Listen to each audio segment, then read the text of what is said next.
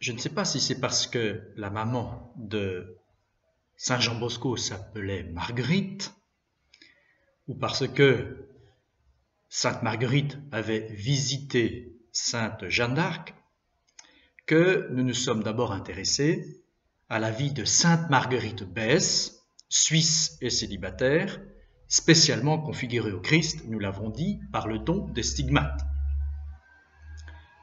En tout cas, nous reprenons maintenant la vie d'une autre Sainte Marguerite, anglaise et mariée, qui, vous allez le découvrir, ressemble elle aussi au Christ dans sa passion.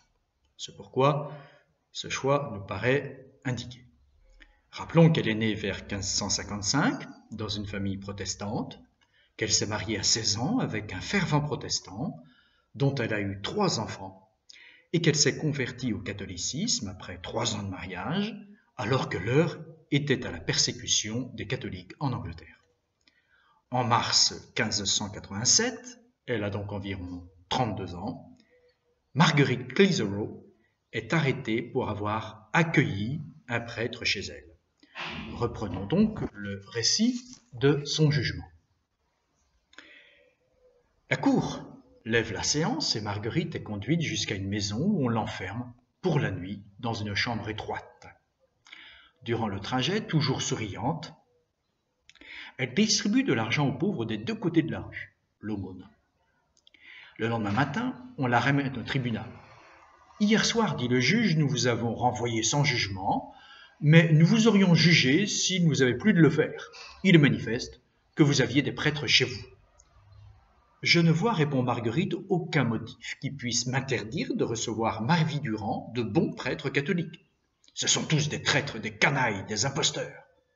Dieu vous pardonne. Vous ne parleriez pas d'eux de cette façon si vous les connaissiez. Tous les assistants la traitent d'obstinée, de folle, parce qu'elle ne cède pas. Alors le juge lui décrit la mort par écrasement à laquelle la sentence va la condamner. Debout, sans manifester de crainte, Marguerite répond avec douceur. « Si ce jugement est conforme à votre conscience, je prie Dieu qu'il vous en fasse un moins rigoureux jugement donc devant son tribunal. Mais j'en remercie Dieu du fond du cœur. Tout ce qu'il m'enverra sera bienvenu. Je ne suis pas digne d'une mort aussi bonne que celle-ci. J'ai mérité la mort pour les péchés que j'ai commis contre Dieu, mais pas pour les choses dont on m'accuse. » Le juge ordonne alors au shérif de lui lier les mains. Marguerite révèle par un sourire sa joie de porter des liens pour l'amour du Christ. Le surlendemain, 2 émissaires du tribunal lui demandent si elle se croit enceinte. Ses parents voient là un moyen de la sauver car, si c'est le cas, on ne peut procéder à son exécution avant la naissance de l'enfant. Marguerite répond « Je ne puis dire ni oui ni non, m'étant déjà trompée d'autres fois en pareille circonstance. C'est pourquoi je ne puis vous répondre positivement, mais j'incline plutôt à me croire enceinte. » On fait alors intervenir 4 dames qui examinent la prisonnière et rapportent au juge qu'elle semble en effet être enceinte. Le soir même, devant un groupe de conseillers et de ministres du culte qui désirent ardemment sa mort, l'un des juges déclare « Dieu nous préserve de la faire mourir étant enceinte. Bien qu'elle soit criminelle, l'enfant qu'elle porte en elle ne l'est pas. Aussi me donnerait-on 1000 livres que je ne consentirais pas à sa mort avant qu'elle n'ait été de nouveau examinée. » Néanmoins, il s'en remet de tout au conseil qui condamne Marguerite au châtiment prévu pour les traîtres, l'écrasement. Après son jugement, Marguerite se réfugie dans une prière intense et fait dire à son père spirituel de prier ardemment à son intention. Car elle ressent une vive angoisse à la pensée de ne pas être digne de mourir pour le Seigneur. Apprenant la condamnation de son épouse, son époux, semblable à un homme qui a perdu le sens, s'écrie en pleurant « Hélas, vont-ils tuer ma femme? Qu'ils prennent tout ce que j'ai et lui laissent la vie sauve. C'est la meilleure épouse de toute l'Angleterre et aussi la meilleure des catholiques. » La sentence une fois portée, les interrogatoires ne sont pas finis, car on veut à tout prix faire changer Marguerite d'avis.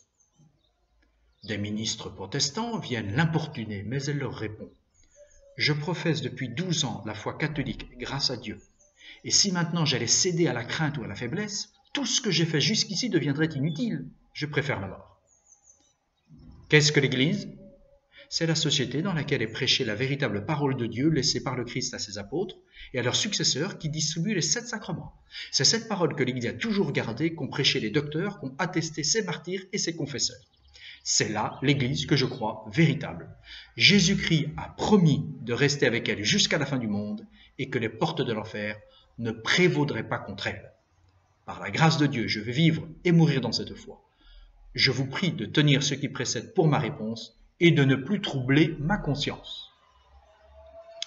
Un ministre puritain demande à Marguerite, « De quelle façon pensez-vous que vous serez sauvée ?» En vertu de la passion amère et de la mort du Christ Jésus.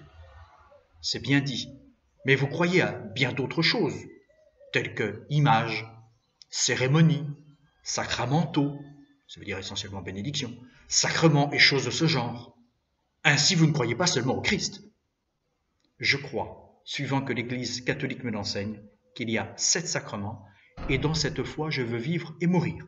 Quant à toutes les cérémonies, je crois qu'elles ont été instituées en l'honneur de Dieu pour promouvoir sa gloire et son service. Pour ce qui est des images, elles ne font que représenter qu'il y a eu des hommes bons et vertueux sur la terre qui maintenant jouissent de la gloire dans le ciel. Elles servent encore à exciter nos intelligences molles et paresseuses à un surcroît de dévotion quand nous les regardons. Les jours qui suivent, des ministres ou des parents, tant hommes que femmes, viennent supplier Marguerite de prendre pitié de son mari et de ses enfants. 2 jours avant le martyre, les shérifs d'York lui annoncent le moment fixé pour son exécution. Les shérifs, confie-t-elle à une amie, disent que je mourrai vendredi prochain, et voilà que je sens la faiblesse de ma chair qui se trouble à cette nouvelle, quoique mon esprit se réjouisse beaucoup. Pour l'amour de Dieu, priez pour moi et demandez à toutes les bonnes gens de faire de même. S'agenouillant, elle fait une rapide prière qui apaise sa crainte de la mort. Le matin du vendredi saint. 25 mars 1586. Vers 8 heures, les shérifs se présentent devant Marguerite qui est prête. Ayant relevé son abondante chevelure avec un pauvre ruban neuf, elle porte sur le bras une chemise de lin, semblable à une aube, qu'elle a cousue de ses propres mains.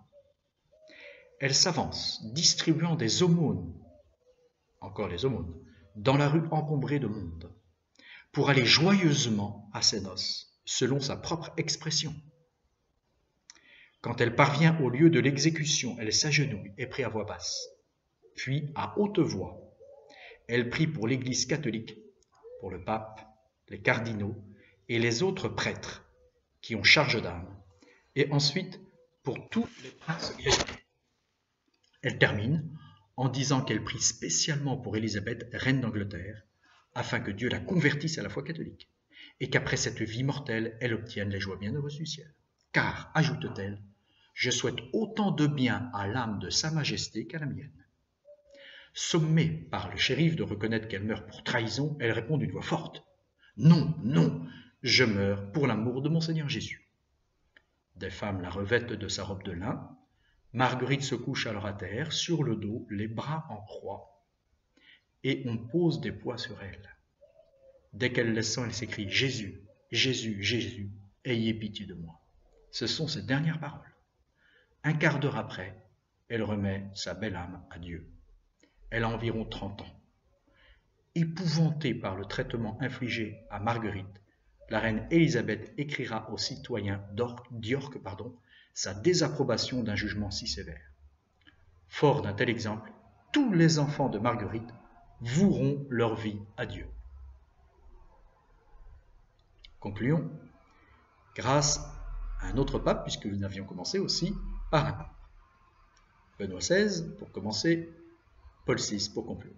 Le 25 octobre 1970, Marguerite, qu'on appelle désormais la perle d'York, puisque Margherita en latin ça veut dire perle, le 25 octobre donc 1970, Marguerite a été canonisée avec 39 martyrs d'Angleterre et du pays de Galles. En cette occasion, le pape Paul VI disait « Pourquoi sont-ils martyrs? Parce que, en pleine conscience et avec un intrépide courage, ils ont sacrifié leur vie et subi d'atroces supplices à cause de leur foi dans la doctrine catholique traditionnelle, toujours professée au cours des siècles précédents, et spécialement pour attester leur fidélité à la constitution divine de l'Église, à laquelle le Christ a donné pour chef et pasteur universel Pierre, et donc les papes ses successeurs. Ils sont martyrs et saints pour avoir attesté au prix de leur sang que cette structure hiérarchique et unitaire de l'Église, qui respecte pleinement le pouvoir temporel au plan civil, mais qui, au plan spirituel, est libre et ne dépend que du légitime pouvoir des évêques et du pouvoir suprême du pape. Ce qui revient à dire qu'ils sont martyrs de la liberté et de l'unité de l'Église. Que Sainte Marguerite Clitheroe et tous les autres saints martyrs nous obtiennent l'amour de la vérité ainsi que la fidélité au Christ et à son Église, chaque jour de notre vie. Excellent Triduum à tous. À bientôt.